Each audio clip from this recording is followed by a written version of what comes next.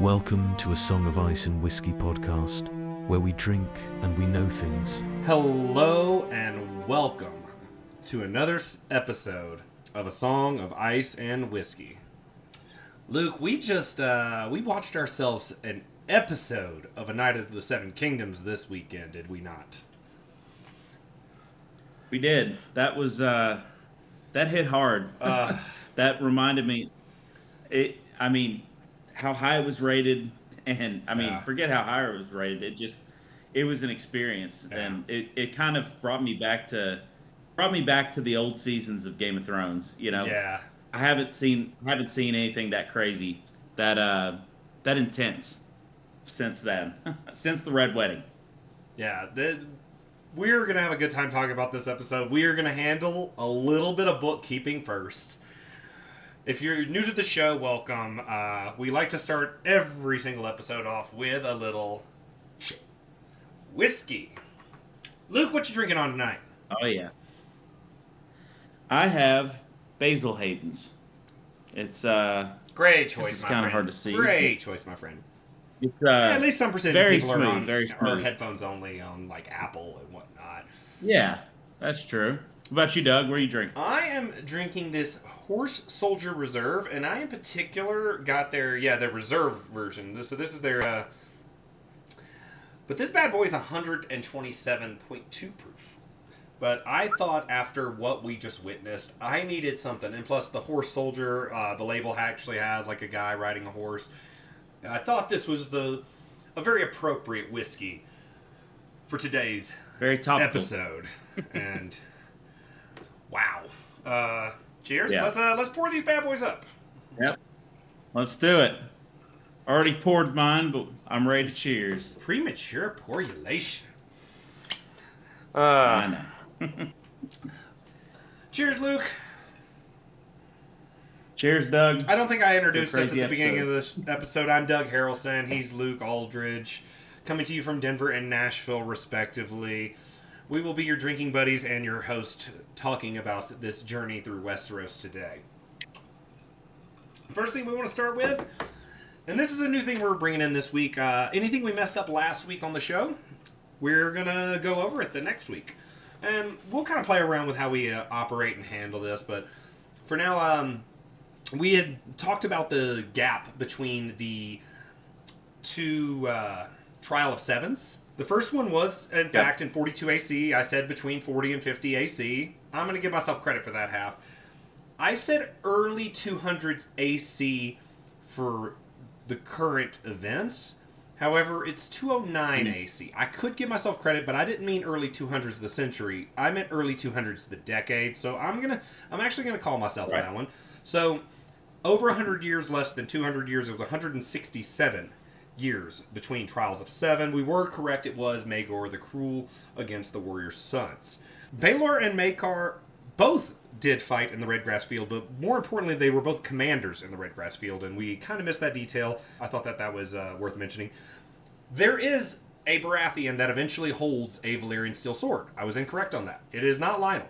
It is Joffrey Baratheon, Widow's Wail. Okay. So That's very true. But do you really see him as? Do you think about the Baratheon household with Joffrey? We may as well just call him Joffrey Lannister. Not at all. So yeah, but yes, technically a Baratheon does hold a Valyrian steel sword. And my prophetic dream about the Super Bowl: Seahawks win, Patriots cover. I might not have as much Targaryen blood as I thought I did because we were significantly off in the result there. But. I kind of just want to talk some big picture stuff about the episode before we get into like the individual stuff. I thought so one of the big things is the episode was originally rated a 9.9 on IMDb. However, in doing the research right before I did the show, it has dropped to a 9.8. I'm going to say I'm not upset with that. Episode was great. I'm not sure that I can say that it's as good as The Red Wedding, as good as Battle of the Bastards, as good as Winds of Winter. Those are like the 9.9 episodes. Those are the three like 9.9 episodes of Game of Thrones. So that'd be the elite category that it would be put in. The fact that we can even have this conversation against these untoppable giants episodes iconic. that you remember watching them for the first time. I loved the fact that a lot of the audio was like muted and stuff. I'll get more into the details of that, but like when he's like taking blows to the head, he can't like hear right, so the audio is muted and stuff, and there's less music in this episode. Owen Harris, I believe, was the director of this episode. Fantastic job. Do you have any other big picture thoughts on the episode, or do you want to start getting into the nitty gritty? This whiskey, I didn't expect as much background. Pretty strong. Yeah, this whiskey is very strong. I need it. Well, I didn't. I knew there had to be a lot of flashbacks in this one, but I didn't know exactly what flashbacks we'd be seeing. I got a lot more. We got a lot from that area of King's Landing where Dunk and Rafe were running around and being miscreants and the gold cloaks and all that. And I wasn't expecting that specific amount of flashbacks and that thing. But and I wasn't expecting. So in the books, the battle is pretty short. It's not short, but it doesn't. It's very quick with the details. They had to flesh a lot out. Yeah. So it was just how brutal I guess if I'm just an overview, that battle was. It was just a fight in the mud. It was absolutely brutal. We'll get more into that, but I was expecting it to be cleaner, and it was very graphic. Yeah, this is the most violent episode of this show we have had yet. This is old school Game of Thrones violence. This is Daemon Targaryen. He can keep his tongue violence. Like the whole episode, I was just like, oh. Yeah, I mean, we'll get more into it, but it was very, very brutal and very. Again, we'll get more into it. Yeah. I want to flesh that out later. Well, you already mentioned this, so I want to take this and run with it. You were saying like the number of flashbacks. It really was just one large flashback sequence. Mm-hmm. They took us out of the fight for a while, and then had us come to. It's kind of an old like sort of like trope of the guy gets knocked out and it flashes back, but. You know, it's tried and true. I'm not upset about it. I care more about the storytelling than necessarily the method of the storytelling most of the time. Yeah. So it's not a new method, but it worked what they did. So Rafe, we do actually have Rafe mentioned in the third novella. So that'll be season 3, but they probably won't do it now, as it was just a thought in the back of his head. These stories are not exactly what he was referring to there. I'm not going to go too deep into that. It's not soup, but basically he said they were all like miscreants. And you said back to a time in King's Landing. I was actually going to say back to an area in King's Landing. Like this, being in Flea Bottom as a true peasant is a POV we don't get a ton of in the shows. Maybe here and there, Ulf the White, obviously from House of the Dragon, but this felt more gritty, I would say. It was, I mean, we got like it's so in Game of Thrones and in House of the Dragon, we got the sense, it's seedy. It's like, all right, you go there and get hammered and go to the whorehouse and it's bawdy, it's seedy. But you don't see you don't even see that in the House of the Dragon scenes in Flea Bottom. To that level, it's mostly focused on the whorehouse. You can't really get a taste of it until this. How violent, how brutal it is down there. Yeah. You hear babies crying with people just dying in the streets. It's hell. It's just absolute horrible place to live. And this is against when you hear about when you talk about Baelor, he's going to be a good king, and he's this and that, and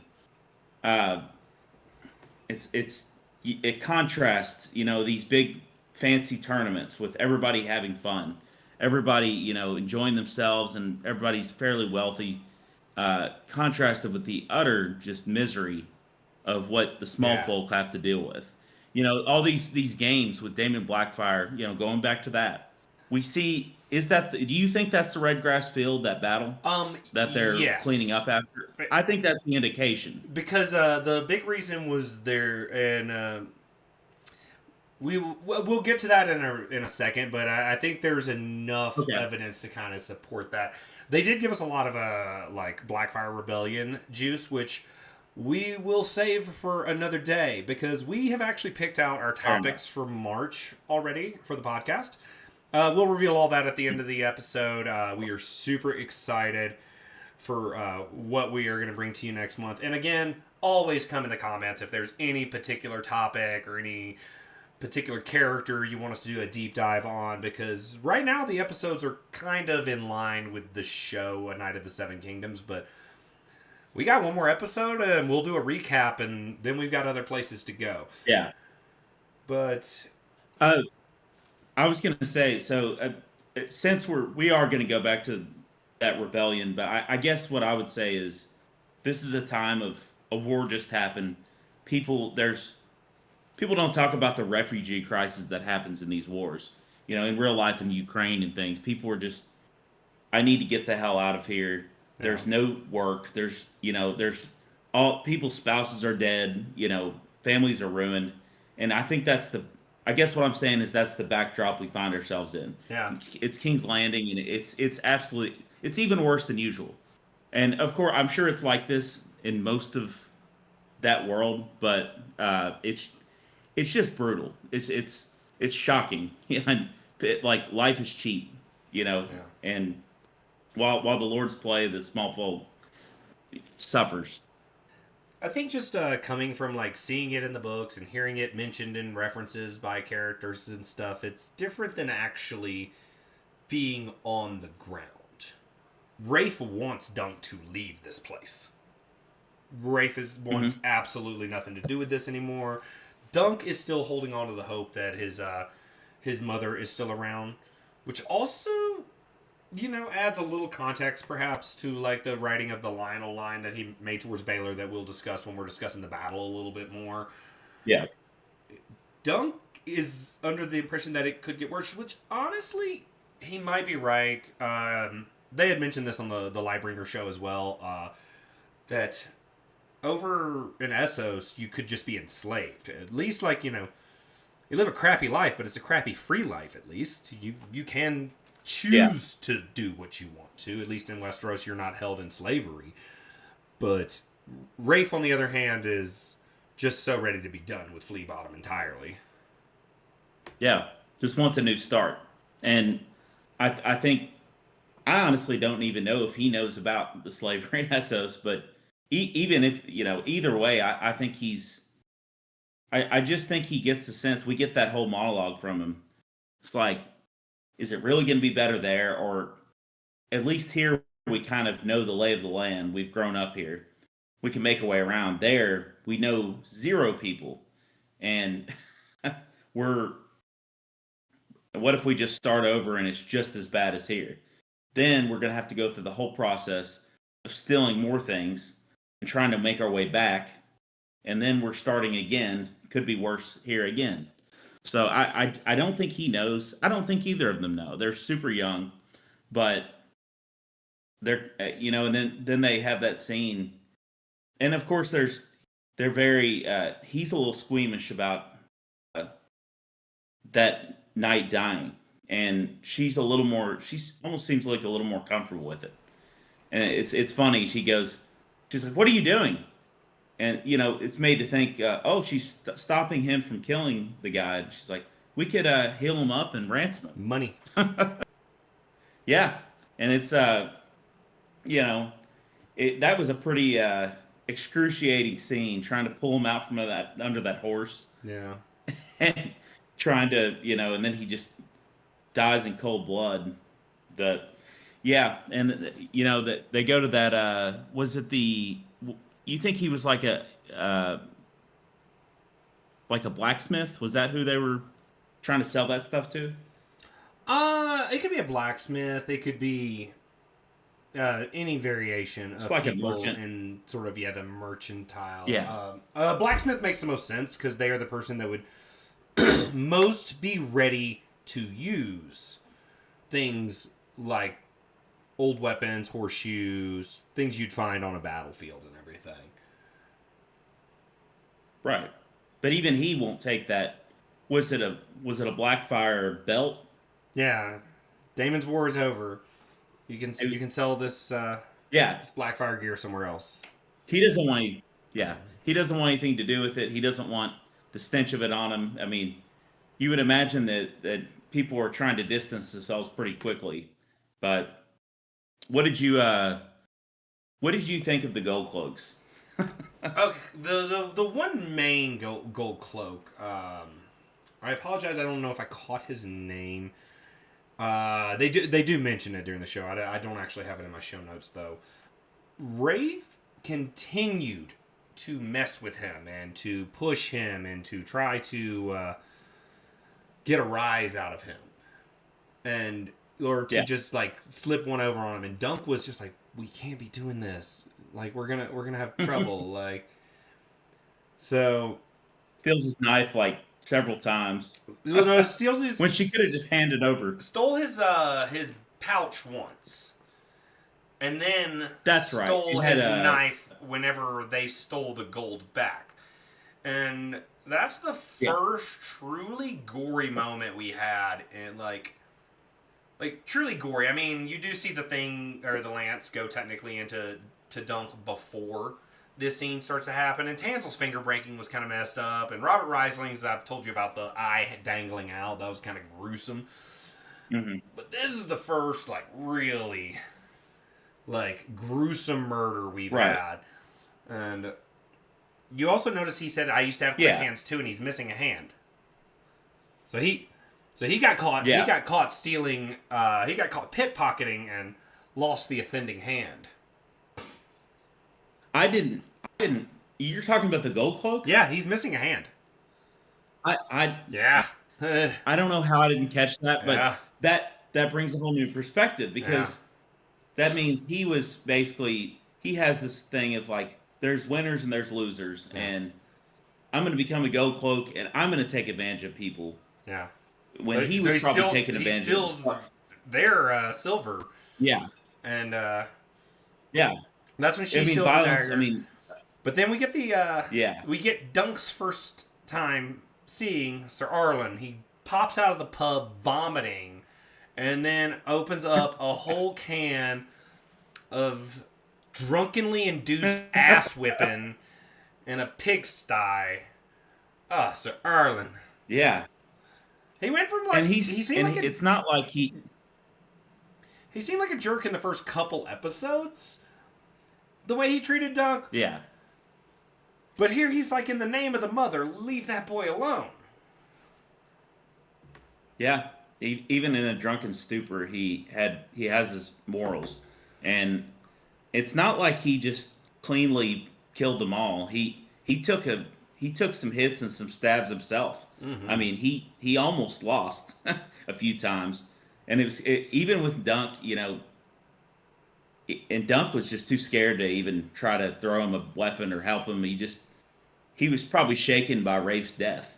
Like I said, I think that's the first taste he gets of like, oh, there's something more. Like not everybody is these sleazy gold cloaks, because they're not knights. They're just like thugs.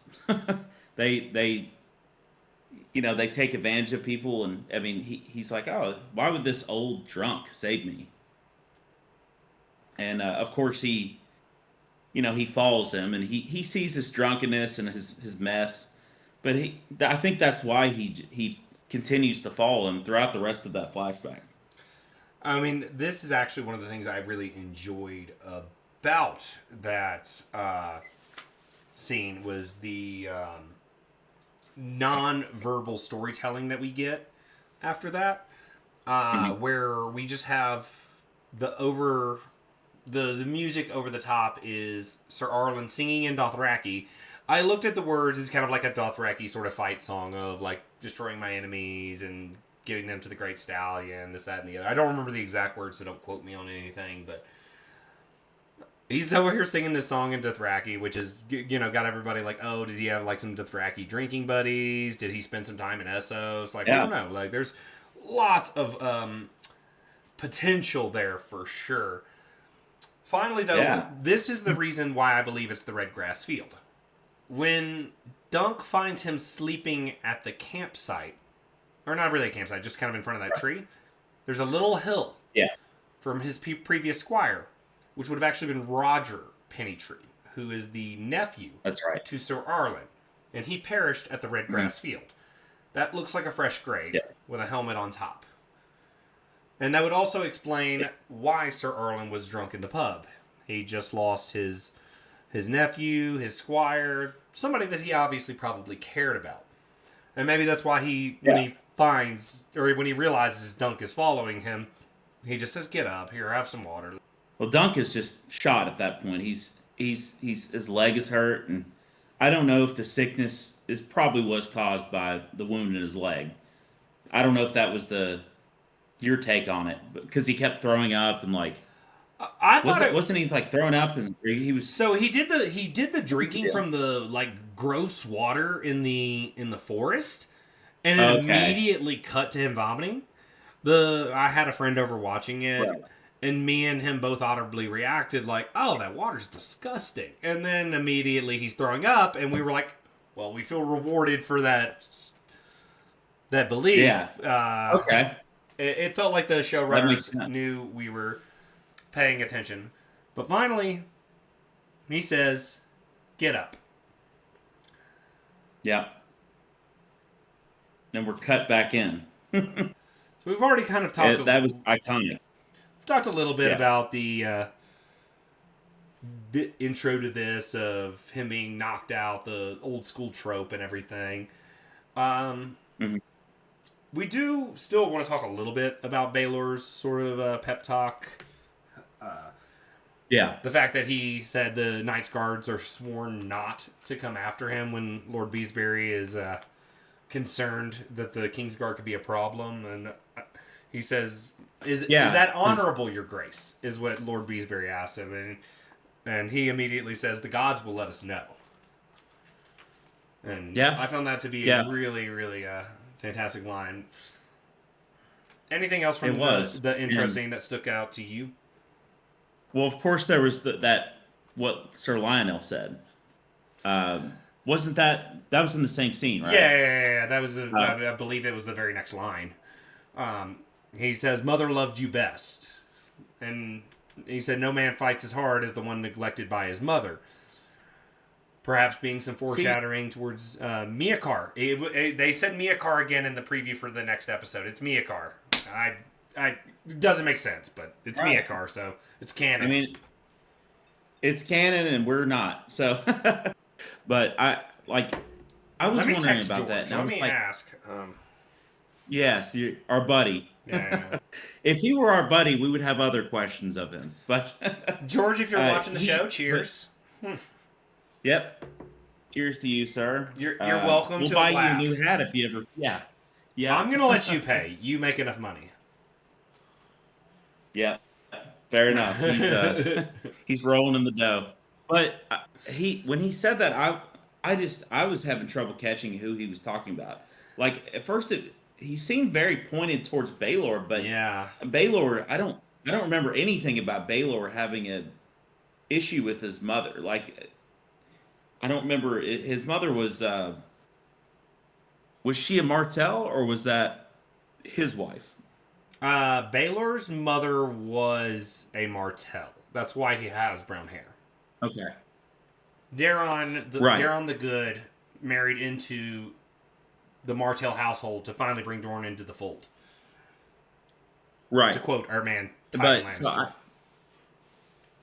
Right. But I don't remember any canon details about Baelor having some issue with his mother. So I think you're right. It could have had something about...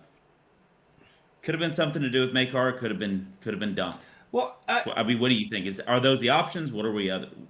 Sometimes things can be layered, but I do think it was originally directed towards Baelor because he is kind of the favorite. Like, he's our favorite too. That's why this episode was so gut wrenching to a lot of us.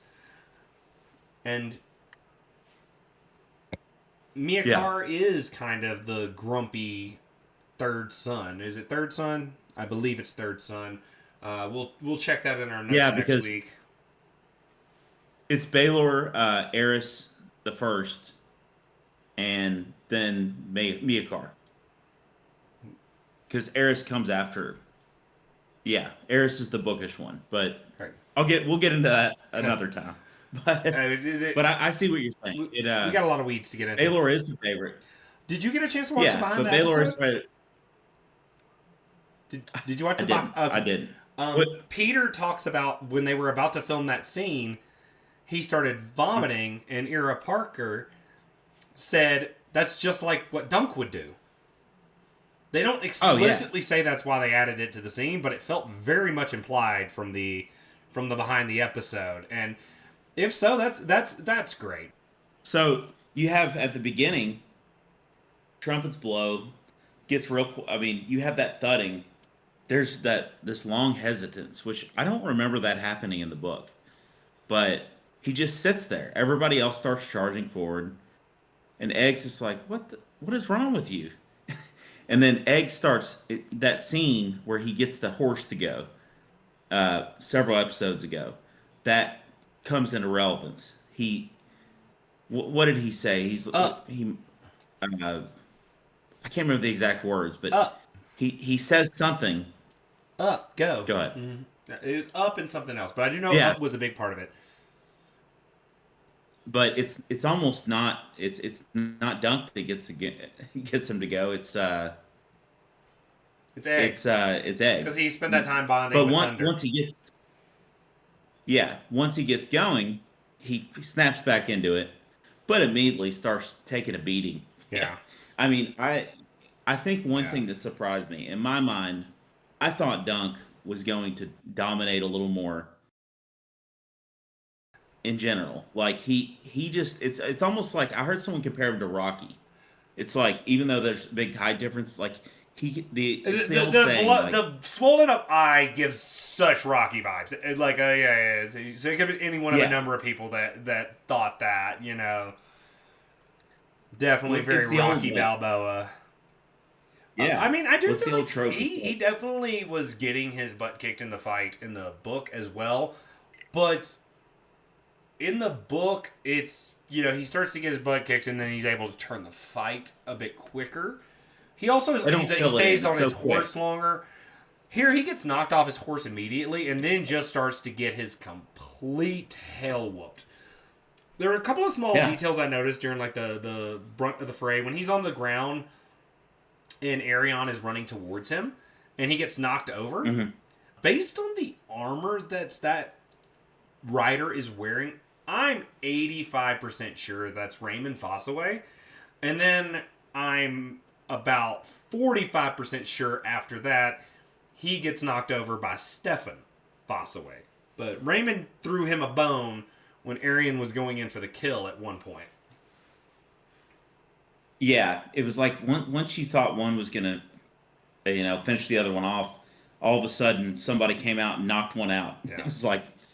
And I have to freely admit, I was losing track of who was. It's muddy and sloppy the way the fight was supposed to be. Yeah, it was a fight in the mud. I mean, it just shows like it's no. This isn't a turn. I mean, this isn't tourney fighting. This isn't some honorable duel. This is just a beating. And I mean, and I'll say this, like in my mind, Arion in the book. He seemed a little more cowardly. He seemed a little, but he held his own. He was no coward. He took a beating. Like Arion kept getting up. So I mean, I wasn't cheering for him, but he's no slouch. This was not like some cowardly. This is not Prince Joffrey. He is trained by the best knights in the Seven Kingdoms. Arion Brightflame is not a easy opponent to overcome. But I think that you kind of hit on a big note. It got messy and confusing and grimy, and you can't tell who's who, and there's mud everywhere. And the way they're shooting it, the audio that I had mentioned before, the deafened noises through Dunk's helmet, it made it to where it was kind of hard to keep track. And I do think that was a deliberate decision to better set up the Baelor Targaryen death at the end of the episode because you don't see it cleanly him getting hit. I think I see the moment that it happens. I think I saw it. Where Lionel is on top too. of what looks like Miakar, but all the Targaryens are wearing the black, so I can't tell who's who. But it looks like Lionel is coming after one in that armor, and that could only be Miakar at that point. And he swings back on another combatant wearing black armor and catches him with the mace. Yeah. And the mace in particular is also the other clue that it is Miakar. Yeah. I'm still not okay saying Miakar. Y'all forgive me if I slip and say Maekar. It's old habits die hard. 15 years of saying Maekar. Yeah. but I like it. I just couldn't believe how many hits they get. Like in my mind, I'm like, the second, maybe one of those hits I could get up. I mean, if I was in that context, but the second hit I'd be out. Like, and they just beat each other to death. I mean, it was, and again, Arion, like, I don't think he's cowardly. Like he took a beating, and if this was a sports thing, and then at the end it would be, man, you killed it. But this was not. People died, and it was his fault. So he's not the good guy by any means, but he impressed me a lot more, even though he was trained much better than Dunk. He really he threw down. I just, in my mind, I think I was thinking more of a Joffrey situation, but a little better, But of course, there was that scene where Miakar was running towards him, and he's like, "My son," or what did he say? "My son." I heard my son. I think he said. I'm not sure I caught another, but it was a desperation, my son, and it was. And who was holding him back? I believe that was Baelor and Baelor and someone else, because then shortly after, I believe it's Miakar that puts a lance in Lionel's horse to get him on the ground. I saw that. Again, this fight is so messy and muddy, and I think for a visual storytelling perspective, that was important. But it does make little details hard to find. There's a screenshot that people believe is... there's a couple screenshots of things that people kind of believe of. One is Raymond Fossaway tackling Stefan Fossaway, which in the book after the fight, Raymond says, I believe I broke his ribs, or I hope I did at least. Yeah. And the other one, there is a shot that people believe in the background. They see Robin Reisling fighting all three of the Kingsguard by himself at one moment. Very fitting. And they put it with the caption, we are in the image of the warrior, and when the warrior calls us to madness.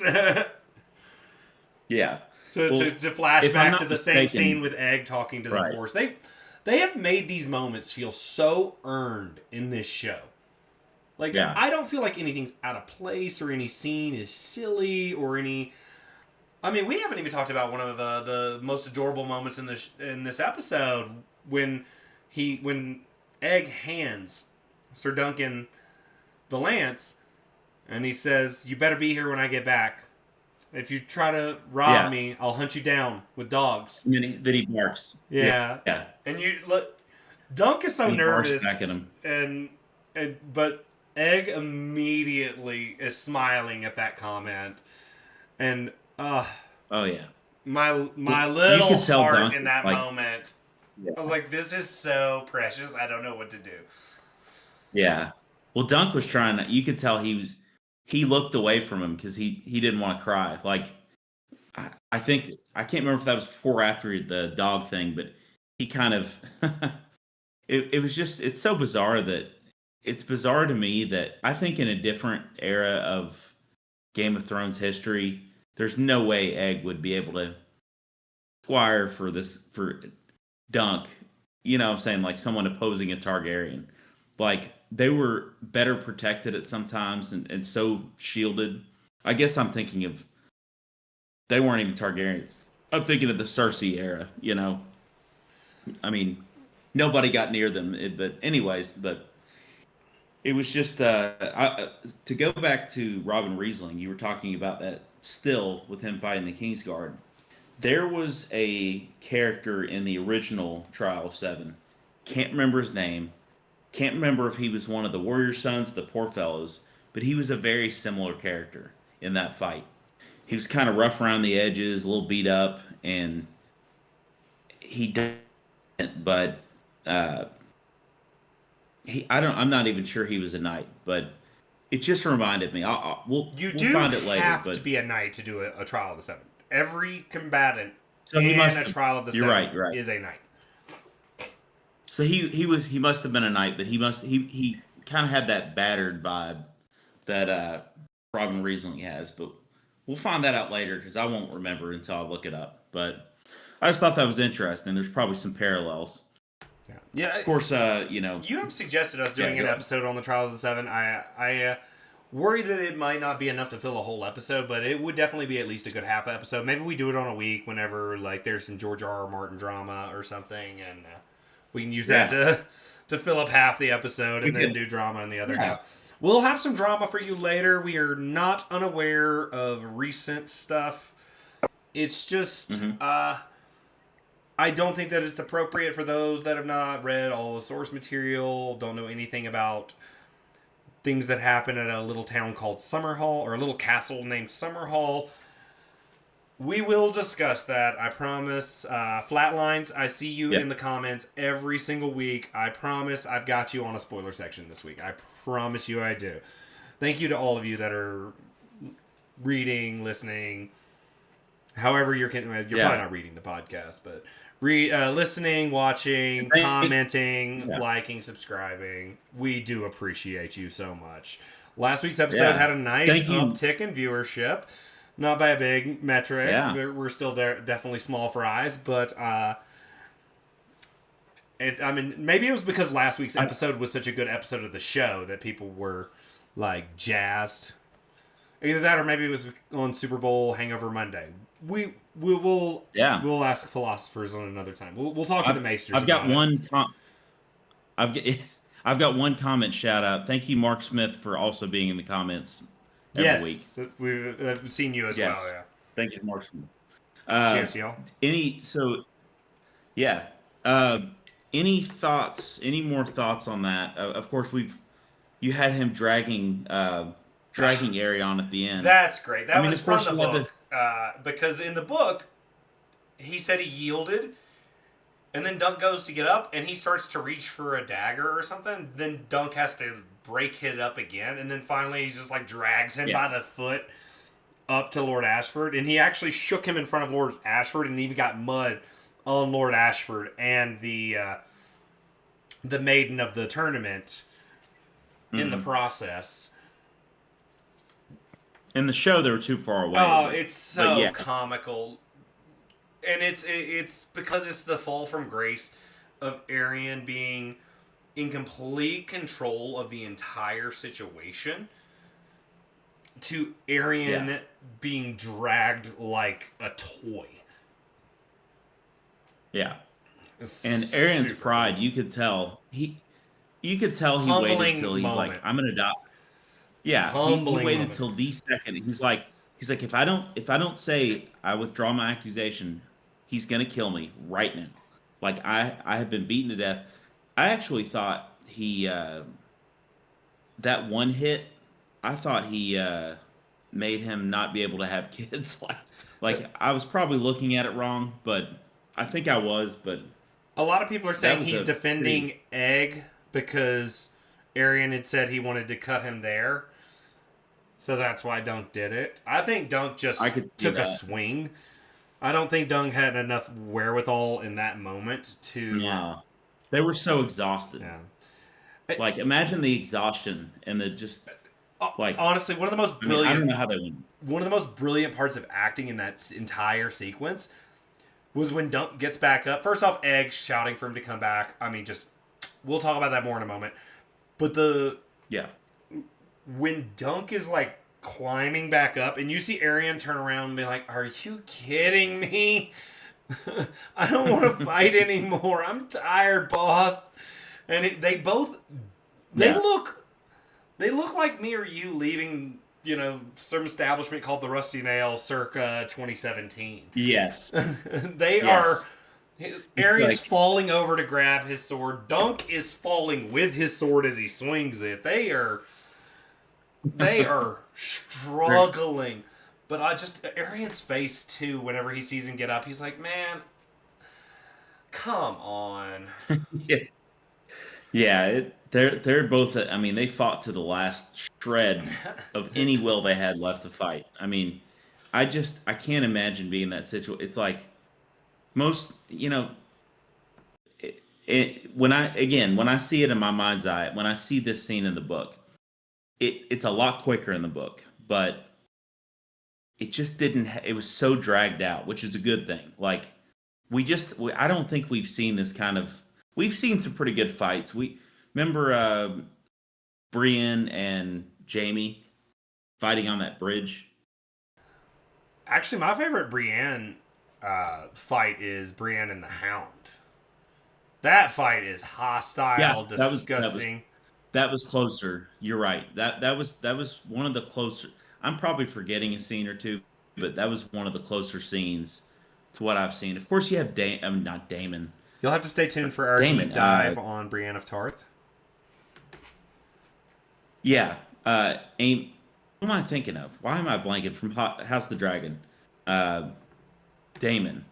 Remember when he, what was it, the Crab King or whatever? Oh, that didn't look like a fight. That sliced- looked like he sliced him in half and moved on with his day. Yeah. Getting through the battle to that point was difficult for Damon, but the second he got a hold of the crab feeder, yeah. Yeah, I think Damon would have taken Dark Sister Dunk made or Ariana. Dark Sister made short work. Actually, Yeah, I'm excited to see Damon Blackfire, but this Damon, even that Damon, probably would have killed either one of them pretty quick. They weren't quite that level, but that's the whole point.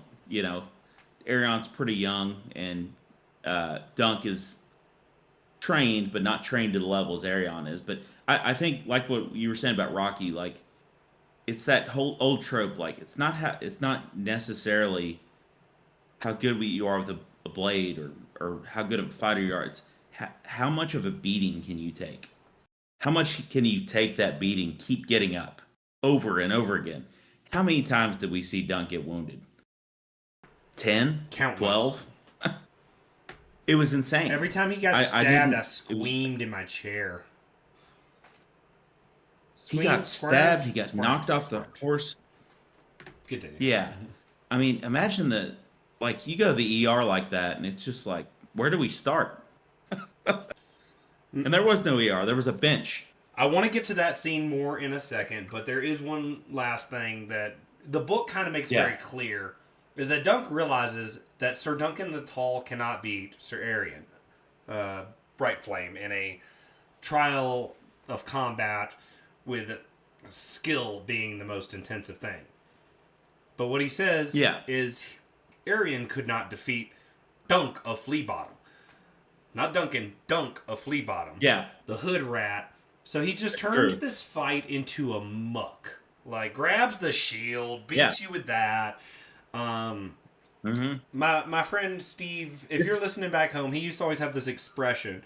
If you try to show me the rule book on fighting, I'm going to grab it and I'm going to hit you with it. Yeah. He just slugs him, and he keeps slugging him, after the shield. He's just hitting him. He's like, when are you going to give up? Like, every time he hits him, I think it's the last time. And he's like, nope, you're gonna take this beating because you caused all this. When you broke that girl's fingers, when you turned into a bully and abused her power, you started this. This is not on Dunk. This is not on Baylor. This is not on your father. This is not on anyone here but you. And you are going to take this beating until you withdraw this accusation. The visual expression in the actor's name, I don't remember. I think was it Finn Bennett or something that plays Arian Bright Flame. That sounds right. Yeah. the visual of his facial expression in that moment where he's pleading effectively for his life. Not even effectively, he is pleading for his life. It's crazy when you watch his behind the scenes interviews because he's not a crazy menacing person. Very, No. very level headed person. Like, just a phenomenal acting job through and through. And makeup department for both him and Dunk, they look so ragged after that fight, which if you'd seen everything that had happened when they were still wearing armor, they should look a little worse for wear. Yeah. I mean, even in Game of Thrones times, like, Aerion may have the best armor, but it's still medieval armor. It's not some crazy, you know, modern body armor that can take whatever hit. And even if it could, you're still going to have internal bleeding and bruises. I mean, I just don't know how they both came out of that alive. I mean, it was, I don't know how, we'll get to it in a minute. I don't even know how Dunk was not laying there instead of sitting on that bench. But yeah. Yeah, he was But it was, he was in a rough state, to be certain. Which I think the vibe I get, and we'll go. I don't want to spoil too much. This is not the last time that Dunk is in a situation where he is physically beaten the hell up in an altercation.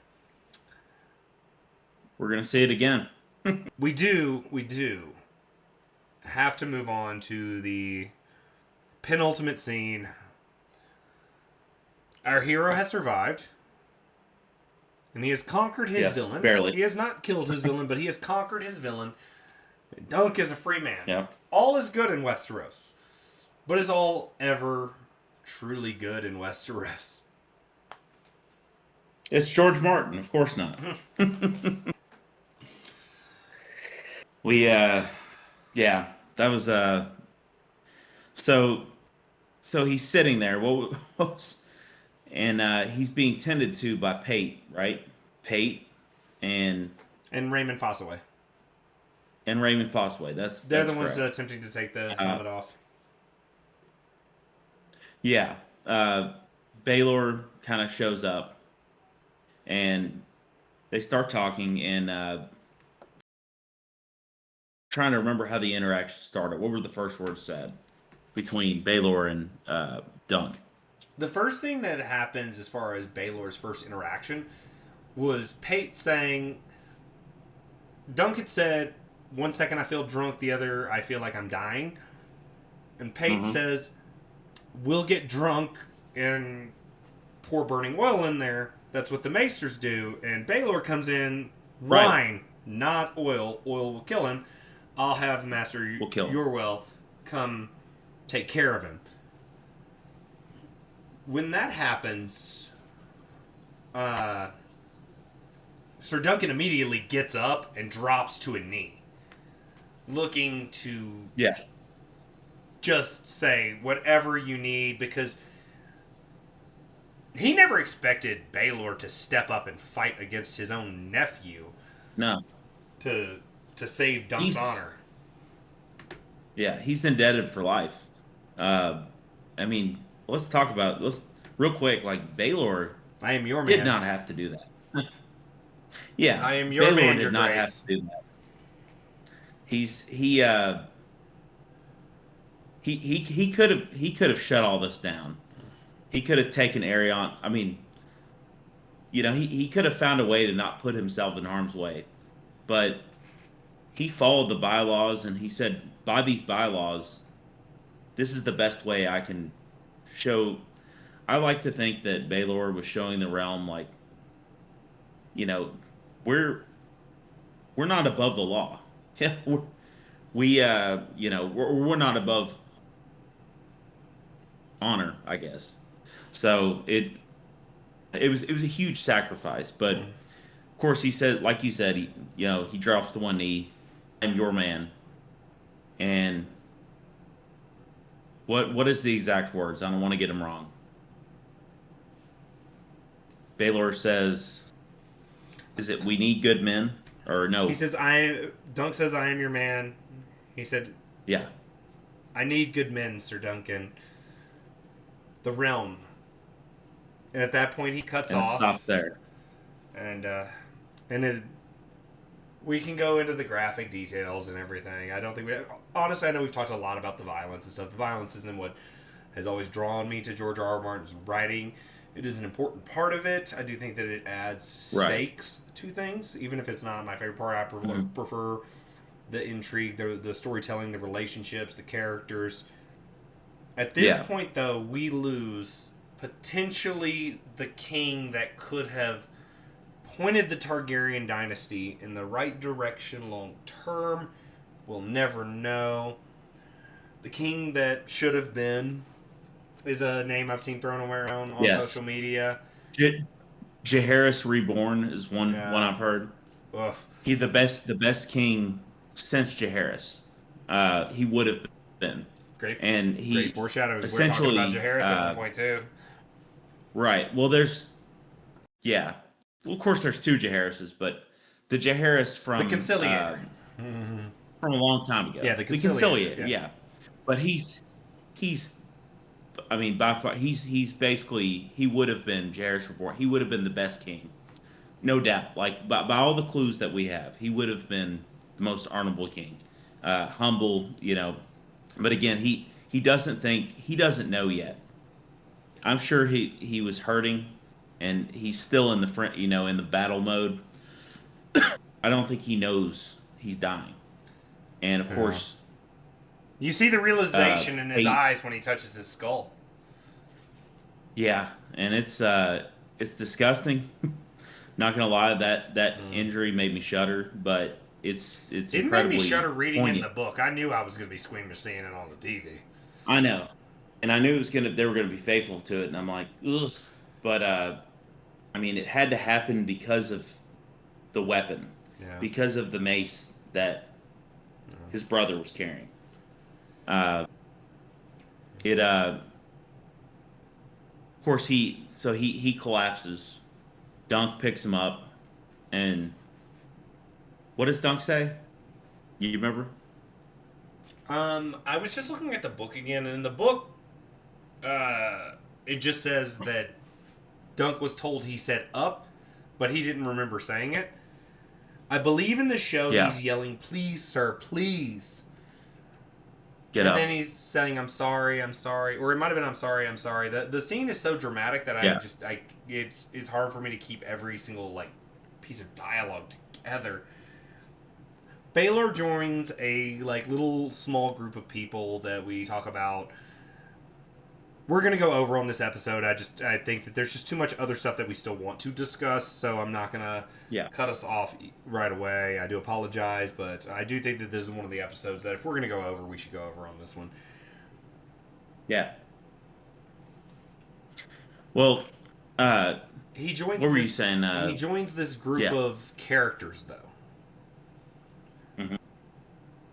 Mm-hmm. Ned Stark, Viserys Targaryen, Oberyn Martell. Those are the big three that come to mind. They were only going to be present for one season. And they left an impact that cannot be understated. I would like to raise a glass to Baelor Breakspear Targaryen, the king that should have been. Should have been, but never was. We raise our glass to you, my friend. Cheers. Mm-hmm. That hit me hard. It hit me. It hit me about Oberyn to me in that group. Oberyn less so. Loved Oberyn, and he had some. He wasn't a bad guy. He had some honor, but it hit me like Ned. Of course, Viserys. We saw the throne scene for Viserys is the one that really hits us. Let's be honest. It's not his actual death. Yeah. It's him fighting before his death to reinstill his daughter as heir to the throne. That's true, because his death we knew it was coming. He was sick as a dog. But I think the only thing to compete with this death is Ned Stark, in my opinion. But I think you're right. He joins that group, and it's fantastic. I feel very fortunate to see this on screen, like in real time. It hit me hard. So Luke, you need to make sure that when you're doing the receipts section that we get this actor's name. We need to pay him homage because he gave us the yes, performance we needed for that. I try not to Google while yeah, I'm doing the podcast, as it brings my computer down to its knees, as I've seen in the past. I will say we have a lot of post-spoiler or spoiler-esque discussions to have because of some interviews and some stuff. Before we get into that, there was the rumor that Henry Cavill was going to be Daemon Blackfire. It appears that that was completely fabricated, and Dexter might just be a little troll. There's another thing that Dexter said that I'm not going to discuss on this side of spoilers because I don't think it's fair to those of you that, even if you've read A Knight of the Seven Kingdoms, it's other material that just tells you the history of Sir Duncan the Tall and the history of Aegon Targaryen. Or Aegon yeah. Egg Targaryen with the quotation marks in the middle if you want to get proper. It all weaves in. All that source material. For those of you that are trying to stay spoiler free, I do want to leave you with a couple of things. We have picked out our episodes for March. We're going to start working on our episodes for April very quickly afterwards because February's almost over, ladies and gentlemen. So, the first week of March, we will be doing a recap of the entire first season of A Knight of the Seven Kingdoms. Next week, we will recap episode 6. We're going to try really hard to only focus on episode 6. That might be a little hard because of the finality of it, but we'll try really, really hard to just focus on that. After that, the plan is, and I have it written right here so that I didn't forget, the next thing we'll be talking about is the first Blackfire Rebellion. So this will be a little bit of a prequel to the events of A Knight of the Seven Kingdoms, though you do get a little taste of it in this episode. They definitely sprinkled in a bunch of like Blackfire stuff, more so than the book ever did in this first book. It does sprinkle in more in books 2 and definitely in book 3. Without getting too far into details, that one might end up being an episode where we do half of it spoiler-free and then the entire second half spoilered.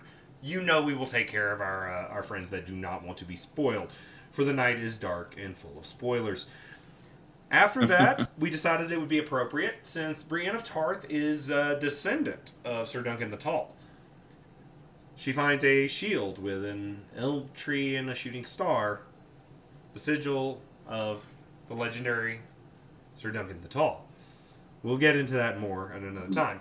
Then finally, we decided, me and him are both a huge fan of Jaehaerys the Conciliator, but his life is deep enough to actually break down into 2 parts. He goes from being called the Young King to eventually being called the Old King. Rules over Westeros for roughly 50 years.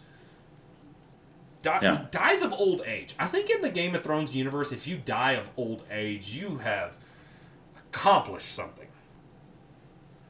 Oh yeah, Maester Aemon, old man, goat status. Yeah. All right. Yeah.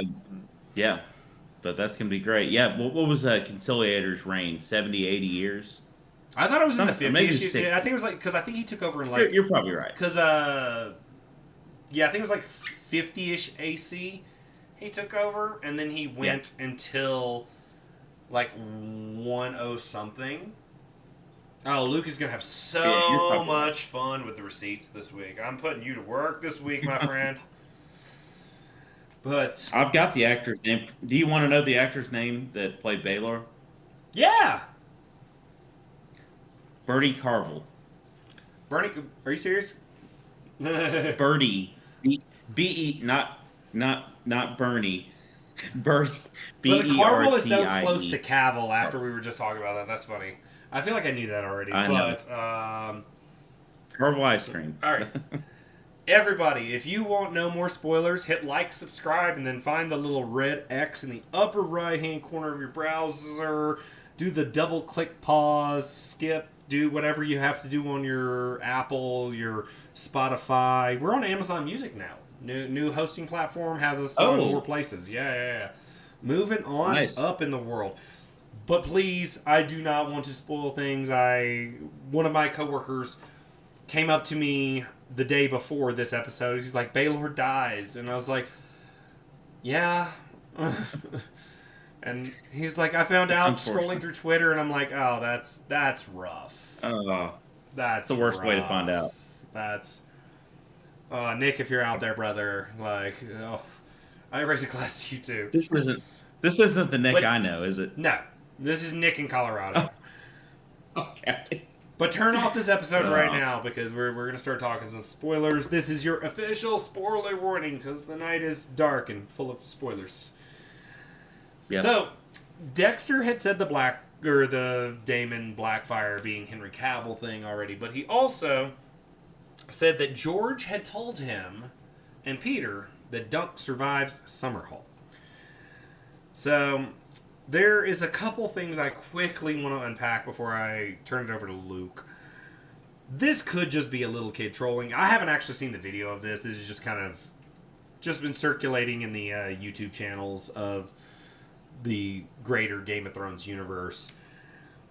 It could just be a kid trolling, especially because he already made the Henry Cavill comments as well. But this would be very significant in a way that it could be like a plot twist, because Dunk is supposed to die saving Rhaela, and so that she can give birth to Rhaegar Targaryen.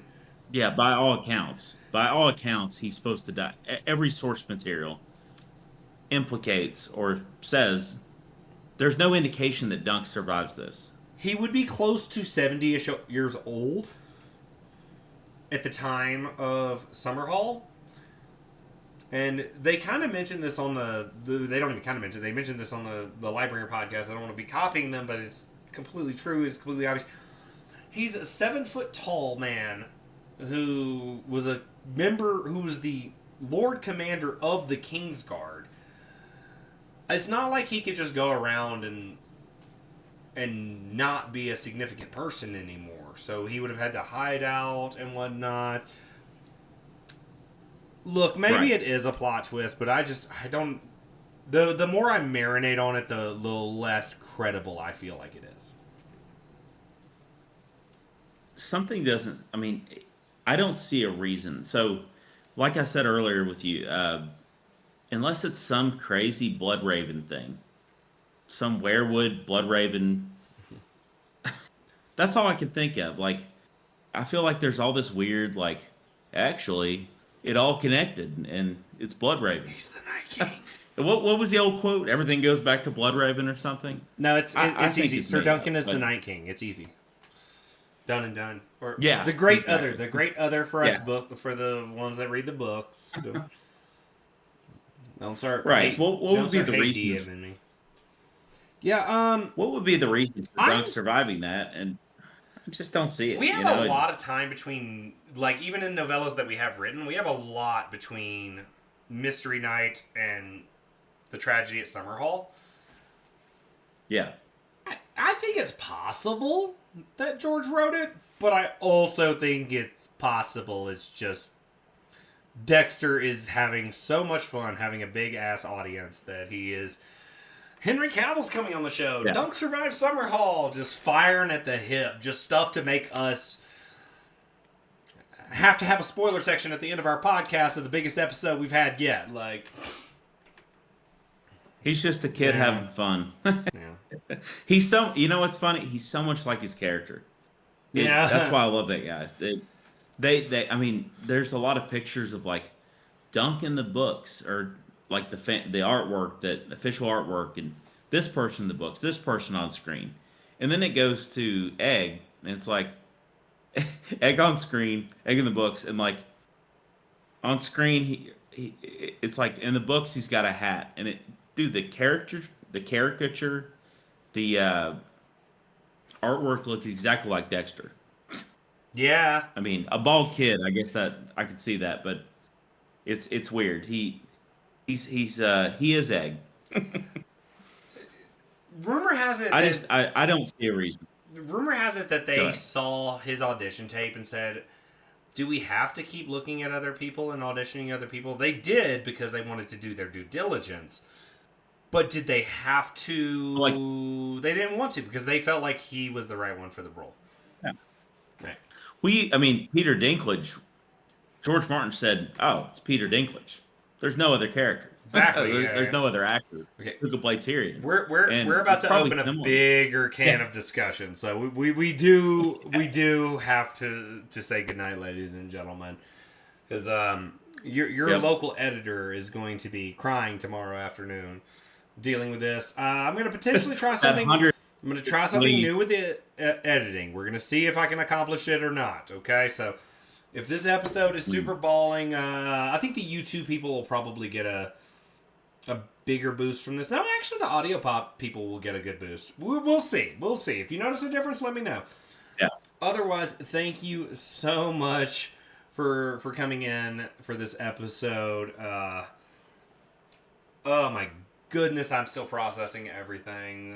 Spoiler friends, we will talk more. Yeah. Spoiler episodes. I know that is.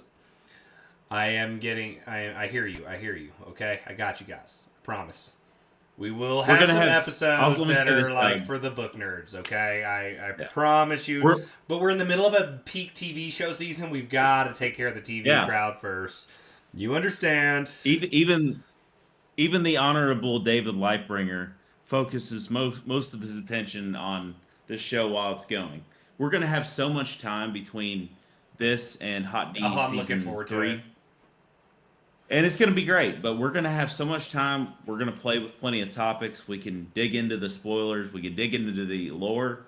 And for now, we're focused on this show, and it's great. It's definitely very faithful to the books, like I haven't seen with the other two. All right. Well, season 1 Game of Thrones, whatever. We'll discuss it. Hey, hey, Lucas. Yeah. Luke, I called you the full extended version. Luke, I'm in need of good men. The realm. Cheers. Cheers. Thank you for joining us. See you next week for more Westeros and whiskey.